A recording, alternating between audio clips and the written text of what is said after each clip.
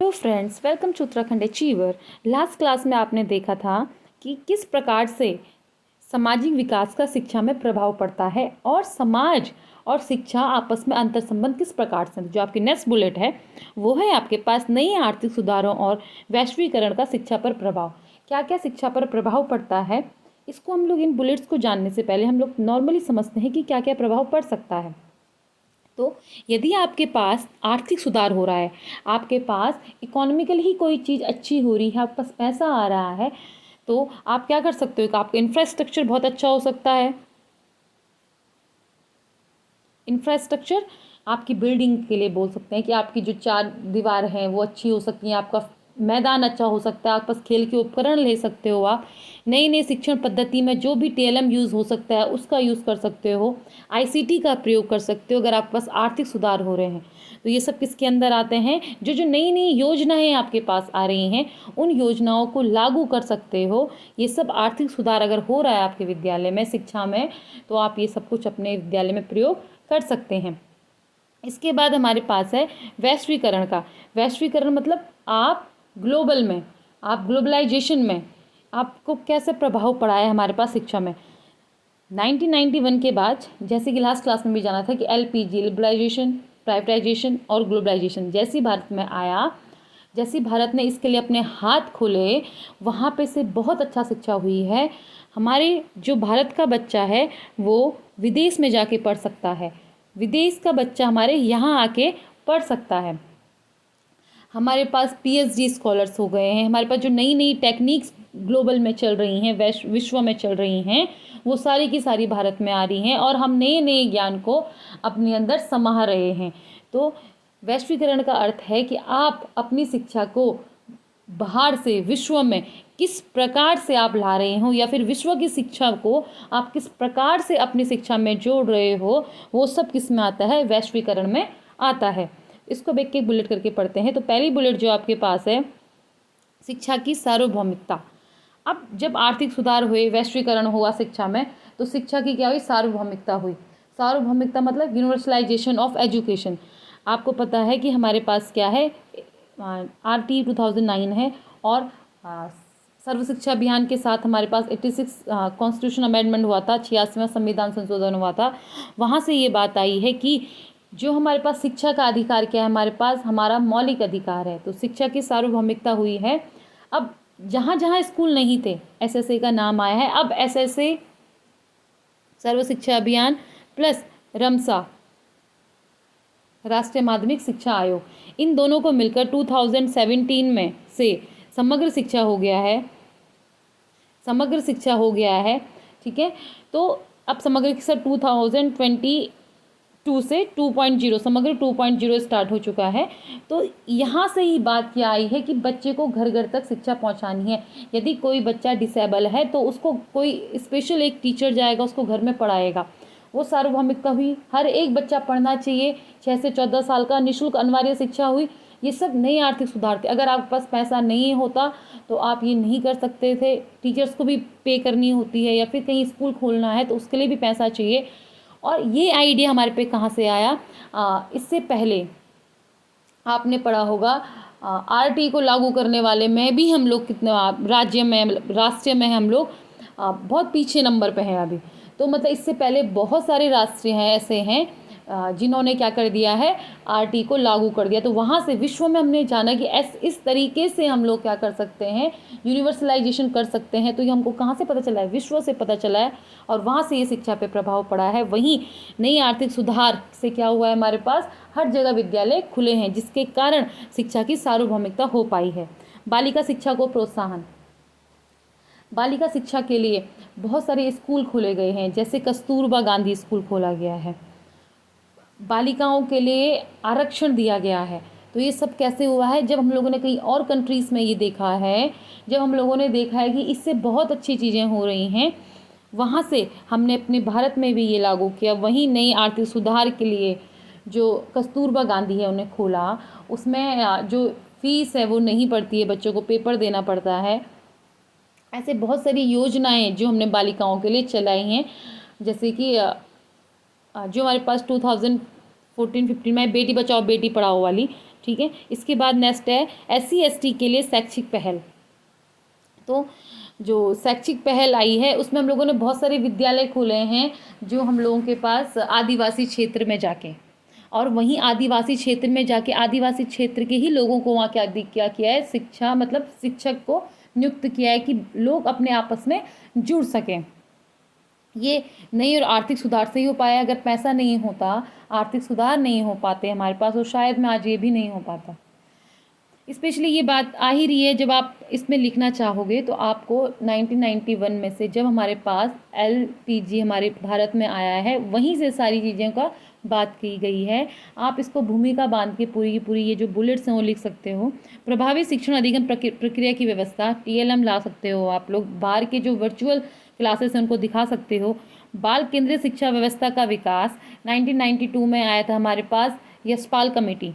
Yashpal committee ने क्या कहा था, शिक्षा बिना बोझ, जो किसके केंद्रित थी, बाल केंद्रित थी। बाल केंद्रित होने का मतलब ये है कि आप कोई भी शिक्षा बच्चों को दे रहे हो तो बच्चे की रुचि के अनुसार, आयु के अनुसार, आवश्यकता के अनुसार आप शिक्षा दोगे। बच्चा उसमें इंटरेस्ट ले ऐसी शिक्षा दोगे। उसके बाद है प्रयोजनवादी दर्शन का शिक्षा पर प्रभाव। तो जो प्रयोजनवादी है, आप प्रैक्टिकल बेस पे बच्चों को क्या दोगे, आप शिक्षा दोगे। शिक्षा की भूमिका में परिवर्तन, शिक्षक की भूमिका में परिवर्तन। अब आज क्या है हमारे पास, शिक्षक क्या है, एक सुगम दाता के रूप में है, जो NCF 2005 भी कहता है। फैसिलिटेटर हैं शिक्षक। शिक्षक सिर्फ क्या करेगा, एक माहौल, एक वातावरण, एक माहौल बनाएगा किसी चीज़ के लिए, शिक्षा प्राप्त करने के लिए। वो एक वातावरण बनाएगा शिक्षा प्राप्त करने के लिए सिर्फ, और बाकी सारा काम बच्चा करेगा, क्योंकि बच्चा एक नन्हे साइंटिस्ट हैं। अपने ज्ञान की खोज वो खुद करते हैं, अपने ज्ञान का निर्माण वो खुद करते हैं। किसने कहा है, जीन पियाजे ने कहा है। तो उसमें शिक्षक की भूमिका क्या हो चुकी है, परिवर्तन आ चुका है। शिक्षक सूत्रों का प्रयोग होने लगा है। शिक्षक सूत्रों का प्रयोग तो पहले भी होता था, लेकिन अब ऐसे शिक्षण सूत्रों का प्रयोग होता है, मतलब सरल से कठिन, ठीक है, सूक्ष्म से स्थूल में, स्थूल से सूक्ष्म चीज़ों पे जाना है, ठीक है, मतलब कोई बड़ी चीज़ को समझाना है। कॉन्क्रीट से, मतलब कॉन्क्रीट से किस में जाना है, एब्स्ट्रैक्ट में जाना, मतलब मूर्त से अमूर्त वस्तु में जाना। अगर आप बच्चों को 1 2 सिखा रहे हो तो आपको क्या यूज़ करनी है, ELPS थ्योरी यूज़ करनी है।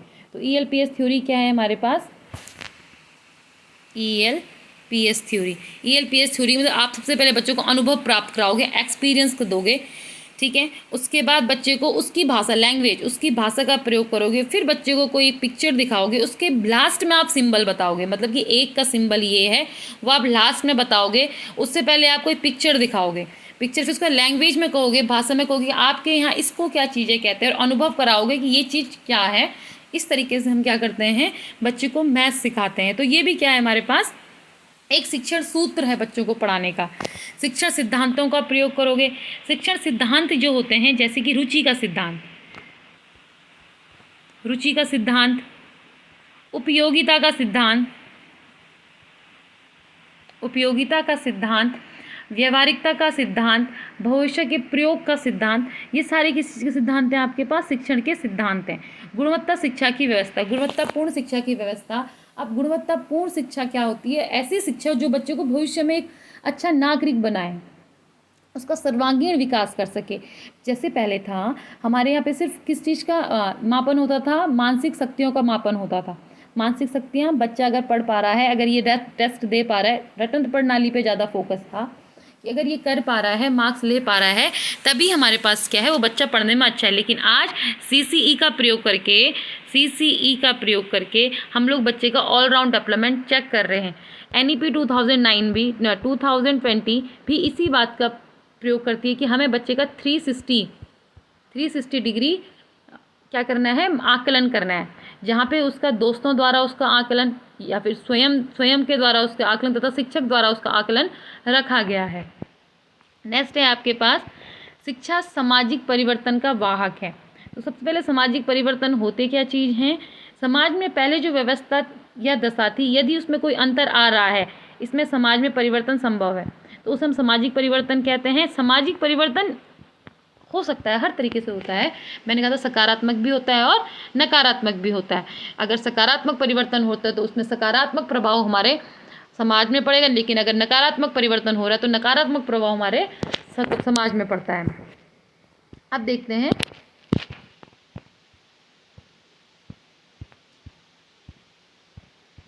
वैज्ञानिक ये हमारे पास का सामाजिक परिवर्तन किसे कहते हैं। अब हम देखेंगे कि क्या क्या है उसमें, सामाजिक परिवर्तन से क्या क्या कार्य हो सकते हैं। जैसे सामाजिक मूल्यों का विकास, अब जो सामाजिक में हमारे मूल्य हैं उसमें क्या क्या विकास है उसके बारे में। सेकंड है परिवर्तन हेतु प्रेरणा, अगर सामाजिक विकास हो रहा है उसके कार्य क्या क्या हो सकते हैं उसमें। दूसरा क्या है परिवर्तन हेतु प्रेरणा, जब तक प्रेरणा नहीं होगी किसी चीज़ की, और वो भी प्रेरणा कैसी, आंतरिक प्रेरणा। दो टाइप की मोटिवेशन होती है, एक होती है बाह्य, एक होती है आंतरिक। तो आंतरिक प्रेरणा होनी चाहिए किसी भी चीज़ के विकास के लिए। वैज्ञानिक प्रगति का ज्ञान, अब जो वैज्ञानिक पद्धति है या फिर वैज्ञानिक प्रगति है उसका हमारे पास क्या होना चाहिए, ज्ञान होना चाहिए। उसी के हिसाब से क्या होती है हमारे पास वैज्ञानिक में सामाजिक परिवर्तन होते हैं। मानवीय गुणों का विकास, जन कल्याण हेतु शिक्षा, सामाजिक शिक्षा का विकास, सामाजिक कार्यकर्ताओं का प्रशिक्षण। अब ये सारे के सारे क्या होंगे, अगर आपको लग रहा है कि हमारे यहाँ पे सामाजिक विकास हुआ है तो ये सारी बातें हो रही होंगी। सामाजिक मूल्यों का विकास हो रहा होगा। अब समाज में मूल्य बदलते रहते हैं, जैसी जैसी हमारी स्थितियाँ बदलती हैं सामाजिक मूल्य बदलते रहते हैं। पहले समाज में मूल्य ये था कि कोई जो विडो होती है वो शादी नहीं कर पाएंगी, था एक मूल्य। लेकिन अब जैसे जैसे समाज की परिस्थितियां बदलती गई, विकास होता रहा, अब वो मूल्य बदल चुका है। अब ऐसा नहीं होता है, सबको जीने का अधिकार है। परिवर्तन, मैंने कहा परिवर्तन हेतु प्रेरणा, या आपको दिख रहा होगा कि कोई परिवर्तन हो रहा हो उसके लिए प्रेरणा मिलेगी मिलेगी। अगर आपके समाज में सामाजिक विकास हो रहा है तो वैज्ञानिक होगा, जनरली वैज्ञानिक ही होता है चीज़ें। मतलब आप आज कुछ चीज़ें कर रहे हो, जैसे कहा जाता है हिंदू धर्म में कि हमें सुबह उठ के सूरज को पानी चढ़ाना चाहिए, वहीं उसके पीछे का साइंटिफिक रीज़न ढूंढा लोगों ने कि जब सूरज से टकरा के, पानी से टकरा के सूरज की किरणें हमारी आंखों में आती है तो हमारी आंखों की रोशनी तेज होती है। साइंटिफिक रीज़न ढूंढा। मानवीय गुणों का विकास, ऐसे ऐसे गुणों का विकास होता है जिससे मानव जीवन बहुत अच्छा हो सके, मानव आपस में भाईचारे की भावना से रह सके। जन कल्याण हेतु शिक्षा, जैसे जैसे सामाजिक विकास होगा आपको वहाँ पे दिखेगा हर चीज़ जन कल्याण के लिए हो रही होंगी। यहाँ पे जितनी स्कीम्स हमारे पास आ रही हैं वो सारी जन कल्याण के लिए तो हैं। सामाजिक शिक्षा का विकास, समाज में जो शिक्षा की बहुत ज़रूरत है जिसमें मानवीय गुण बोल रहे हैं। सामाजिक शिक्षा, हमें आपस में ढंग से रहना चाहिए, हमें खून खराबा नहीं करना चाहिए, भाईचारा के से हिसाब से रहना चाहिए। हर एक व्यक्ति की अपनी एक इम्पोर्टेंस है हमारी सोसाइटी में। ये सारी की सारी सामाजिक शिक्षा है। आप स्वतंत्र भावना को लोगों में या बच्चों में पनपाना, ये सारी सारी किसकी है, सामाजिक शिक्षा है। आपको बच्चे को सुयोग्य नागरिक बनाना, ये सारी सामाजिक शिक्षा है। सामाजिक कार्यकर्ताओं का प्रशिक्षण, अब सामाजिक कार्यकर्ता कैसे सकते हैं, जैसे कि आप कहते हो कि हमें पेड़ लगाना है, हमें ब्लड डोनेशन कैंप करवाना है, तो ये सारे प्रशिक्षण हैं जो आपको बच्चों के अंदर लाने हैं। तो यही क्या है, शिक्षा की गुणवत्ता से समाज में उपयुक्त परिणाम परिलक्षित होते हैं। अब जो ऊपर आपने सारे के सारे ये साथ के साथ पढ़े, ये कब होंगे, यदि आपकी शिक्षा अच्छी होगी। हमें अगर शिक्षा ही नहीं है, हमें पता ही नहीं है, अगर सोचो जहाँ हम लोग, जब हम आदि मानव थे, हमारे अंदर शिक्षा नहीं थी तो हम एक दूसरे को मारते थे ना। लेकिन शिक्षा आई जिससे कारण क्या, मानवीय गुणों का, वैज्ञानिक प्रगति का परिवर्तन, सामाजिक मूल्यों का विकास हुआ, जन कल्याण की शिक्षा आई, जिसके कारण आज हम लोग आपस में बहुत अच्छे ढंग से भाईचारा के रूप में रहते हैं। नेक्स्ट आगे वैज्ञानिक एवं तकनीकी शिक्षा और समाज। अब वैज्ञानिक क्या क्या है, हर वो समाज जो विज्ञान को महत्व देगा, वो आविष्कारों से परिपूर्ण होगा, वहाँ का सामाजिक विकास भी तीव्र गति से होगा। यदि आपके समाज ने विज्ञान क्या दिया है, विज्ञान को जगह दी है, तो वहाँ हमेशा सकारात्मक परिवर्तन आएंगे। नकारात्मक परिवर्तन आएंगे लेकिन वो कुछ समय के लिए आएंगे, फिर वो उसका क्या हो जाएगा, वो खत्म हो जाएंगे। प्राचीन काल में तकनीकी के सुनियोजित ज्ञान नहीं था तो विकास की गति भी मंदी थी। आजकल बच्चों को वैज्ञानिक दृष्टिकोण पनप रहा है। शिक्षा के द्वारा समाज में वैज्ञानिक एवं तकनीकी की विकास का निम्नलिखित रूप से दिखाया जा सकता है। सबसे पहले क्या होगा, सकारात्मक दृष्टिकोण का विकास। बच्चा हर चीज़ को पॉजिटिव पहलू से देखेगा, उसका नेगेटिव पहलू कुछ होगा ही नहीं, और नेगेटिव पहलू से देखेगा भी तो, लेकिन देखेगा भविष्य में इसका कितना यूज़फुल है और कितना यूज़फुल नहीं है। नेक्स्ट है तर्क एवं चिंतन का विकास। यदि वैज्ञानिक शिक्षा आप यूज़ कर रहे हो तो बच्चा सामाजिक विकास में अपना तर्क और चिंतन दे सकेगा, जिससे वो क्या कर सकेगा, एक अच्छा सामाजिक विकास कर पाएगा। प्रयोग की प्रवृत्ति का विकास, अगर वैज्ञानिक पद्धति बच्चों के अंदर है, वैज्ञानिक प्रगति है, वैज्ञानिक तरीका है बच्चों के अंदर, तो हर चीज़ का प्रयोग करके तभी जाके बातें बोल रहा होगा, ना कि फालतू में कोई बातें बोल रहा। अगर ये बोलेगा, कोई ये बोलता है कि हमारे गाँव में कुछ भी कि ये कीड़े ये नहीं कहता कि पानी नहीं आया इस कारण कोई सूखा पड़ गया। और कोई भी हमारे गांव की कोई कहानी कह लेता है, या फिर ज़्यादातर आप लोगों ने देखा हुआ है कि कोई बच्चा बीमार होता है, कोई बच्चा बीमार होता है तो कोई भी क्या करते हैं, गांव में कोई बाबा वगैरह होता है उसके पास से ले जाते हैं। लेकिन अगर बच्चे की वैज्ञानिक दृष्टिकोण बच्चे के अंदर है तो वो देखेगा कि ऐसा नहीं होता है। ठीक है, तो बच्चे में प्रयोग की प्रवृत्ति का विकास होता है, वैज्ञानिक दृष्टिकोण का विकास होता है, कौशलों का विकास होता है। अब बहुत तरीके से कौशल होते हैं हमारे पास 21st सेंचुरी के बहुत सारे कौशल हैं, जैसे कि चिंतन। और चिंतन भी कैसा, चिंतन भी हमारे पास, चिंतन भी आपने बहुत सारे तरीके के चिंतन पढ़े हुए हैं। तो भी ऐसा चिंतन जो डाइवर्जेंट थिंकिंग को क्या दे, आपको मौका दे, ऐसा चिंतन जिसमें क्या हो, वैज्ञानिक पद्धति लगी हुई हो। तो ये क्या एक पास कौशल का है, आलोचनात्मक चिंतन होता है, जो आप हर पहलू देखते हो चीज़ों का। ये 21 स्किल्स का है। आप वर्गीकरण कर सकते हो चीज़ों का, आप किसी चीज़ को समझ सकते हो। ये सारे कौशल हैं हमारे पास, किस चीज़ के, जीने के कौशल हैं। तो इसका विकास होता है शिक्षण तकनीकी का विकास। अब शिक्षण तकनीकी का विकास से अर्थ है कि ICT का प्रयोग करना। तो वो सारे के सारे के हमारे पास वैज्ञानिक ही तरीके से हमारे पास सब कुछ हो पाया है। यदि आज हम लोग सकारात्मक दृष्टिकोण हमारी तर्क और चिंतन कर पा रहे हैं, प्रयोग की प्रवृत्ति हमारी शिक्षा में आई, वैज्ञानिक दृष्टिकोण का विकास हमारी शिक्षा में हो पा रहा है, कोई कौशल का विकास हो पा रहा है या फिर शिक्षण तकनीकी हमारे शिक्षा में आई है, सब किसके कारण आई है, विज्ञान की देन है। ये सब का सब विज्ञान की देन है। पहले हम विज्ञान किसको कहते थे, मतलब जो भी ज्ञान क्रमबद्ध है, सार्वभौमिक है, जो गतिशील ज्ञान है, जिस ज्ञान को आपने सामान्यकरण कर सकते हो, वो सारा ज्ञान विज्ञान है। और उस ज्ञान को हम यदि अपने व्यवहारिक जीवन में प्रयोग करते हैं, वो हमारे पास तकनीकी है। ठीक है, और उस तकनीकी को ही हम लोग क्या कर रहे हैं, आज अपने जीवन को आसान से जी रहे हैं। हमारे समाज में उस तकनीकी के कारण ही क्या हो रहा है, विकास हो रहा है। तो ये सारा किसका था, वैज्ञानिक, तकनीकी और समाज में था। अब हुआ क्या, देखो, अब छात्रों में वैज्ञानिक अभिवृत्ति उत्पन्न करने के लिए विद्यालय द्वारा निम्न कदम उठाए जाने चाहिए। अध्यापक का व्यक्तित्व ऐसा होना चाहिए कि बच्चा क्या करे, मतलब बच्चा क्या करे, स्पेशली हर चीज़ को साइंस की नज़र से देखें। वो क्यों, क्या, कैसे प्रश्न पूछे कि कोई भी चीज़ हुई है वो क्यों हुई है, ये चीज़ हो रही है तो कैसे हो रही होगी। अगर कोई पानी है, यदि कोई पानी है तो वो किस तरीके से बॉयल हो रहा है, वो किस तरीके से भाप बन रहा है। बच्चे का जो अध्यापक है उसका व्यक्तित्व ही ऐसा होना चाहिए। अगर अध्यापक ही क्या होगा, अंधविश्वासों से भरा होगा या फिर उसकी रूढ़िवादी सोच होगी, हर एक मतलब टीचिंग मेथड अच्छा नहीं होगा, तो बच्चा भी अच्छा नहीं कर सकता है। उचित शिक्षण विधियों का प्रयोग, आपको विद्यालय में बहुत सारी शिक्षण विधियाँ, लेक्चर मेथड का अगर आप प्रयोग करोगे तो बच्चा इंटरेस्ट लेगा ही नहीं। बच्चे को क्या करना है, बहुत सारे करके सीखने का मौका देना है, खेल विधि का प्रयोग करना है, अंधविश्वासों को दूर करना। टीचर ही का काम है कि जो बच्चे के अंदर अंधविश्वास आ रहे हैं, आपने देखा होगा बच्चे के अंदर, बच्चा खाली घड़ा नहीं है। जब बच्चा विद्यालय आता है तो उसमें बहुत सारा ज्ञान होता है। उन ज्ञान को बोलते हैं हम लोग अवधारणा। अब अवधारणाएं बच्चे के अंदर होती हैं। अब वो अवधारणाएं कुछ सही भी हो सकती हैं, कुछ गलत भी हो सकती हैं। तो जो अवधारणाएं साइंटिफिकली सही नहीं हैं, उन्हें बोलते हैं बेटा वैकल्पिक अवधारणाएं। वैकल्पिक अवधारणा, ठीक है। जो मिसकॉन्सेप्ट्स बच्चे के अंदर होते हैं, अब उनको हम गलत कॉन्सेप्ट नहीं बोल रहे हैं, हम सिर्फ बोल रहे हैं वैकल्पिक अवधारणाएं आ चुकी हैं।